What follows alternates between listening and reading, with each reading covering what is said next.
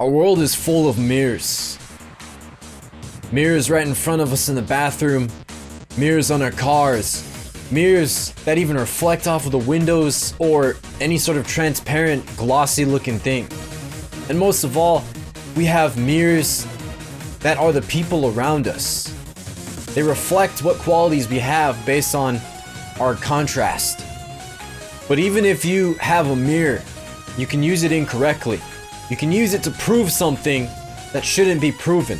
Most of the time, we look in the mirror because we're insecure about something. We want to check something. We're too insecure about the way we look. And so instead of checking our status of how close we are to where we want to be, we give ourselves a reason to feel bad for ourselves. But that's dishonesty. That's something that we made up in our head. Who said we have to look pretty? Who said we have to look strong? Who said we have to be something? It wasn't us. We didn't make that up. It wasn't defined by the people who are living our lives. We live our lives, not them. We all want something. We all know we want a beach body. We all know we want to have a six-pack ab. We all know we want to be strong. We all know we want to have a long-lasting career that's stable and gives us the money we need to live the lifestyle we want, that freedom. And because these ideas were given by society, it's not something we truly needed and desired for ourselves, then that means that there's no way for us to check that progress.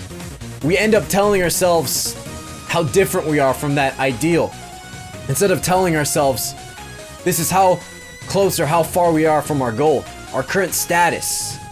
But because we live this illusion given by society, this illusion given by ideas planted by somebody else, we're living a lie. We're living for somebody else instead of our own life. Look, if you truly wanted something, you would have the goals in plan and the milestones needed to get there. If you truly wanted to get stronger, you'd start by one step. You may only be able to lift just the bar on a bench press. And if your goal is 200 pounds, then your next step is 65. But instead, we're looking at the size of our muscles.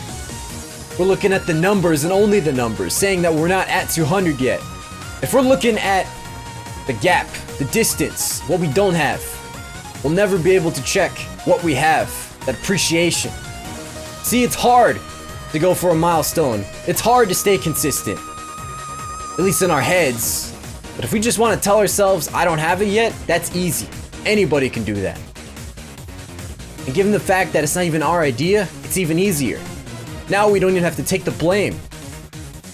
But anytime we live a lie, we live that lie out, casting it on other people. The second we take on that, we give everybody else a reason to live their lies. See, the golden rule, I think, is bullshit. At least I think it's backwards. It shouldn't be treat other people how you want to be treated. It should be you will only treat people how you treat yourself. You want to know why we have bullies? It's because the bullies are insecure about their own weaknesses. So they take it out on somebody else because they were told that they suck. What else are they going to do when somebody told them they suck? Do the same thing that that person did to them.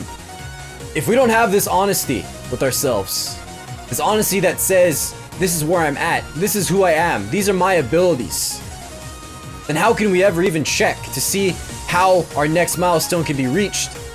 While it's impossible for somebody who is lifting 45 pounds, aka the bar, to lift 200 right now, that's only right now. But if we were to be honest with ourselves, to know what our true limits are, then that person could probably already lift 65 for one rep. Who's to say they can't do that 65 one rep every single day until they're at 75 one rep every day? Instead, we continue to tell ourselves these other lies. We continue to tell ourselves that we can't do something. Because again, that's easier. It's easier to tell ourselves that. But if you look into a mirror, you see somebody fat, you see somebody weak, then you're already starting off on the wrong foot. The problem is we're asking the wrong questions because we're coming from the wrong place. For the longest time, we've had people tell us as the mirror who we are. if we look at the people around us, we can choose to compare ourselves to them, or we can use that as contrast. What are they doing right that I can start doing? What are they doing wrong that I should avoid? Fact of the matter is, we have 6 billion people on this planet. That's 6 billion people you can get information from for free. Fact of the matter is, every single time we try to do something that we want, we're gonna see resistance. We're gonna see something that tells us flat out in our face, you suck, you're not gonna be able to make it.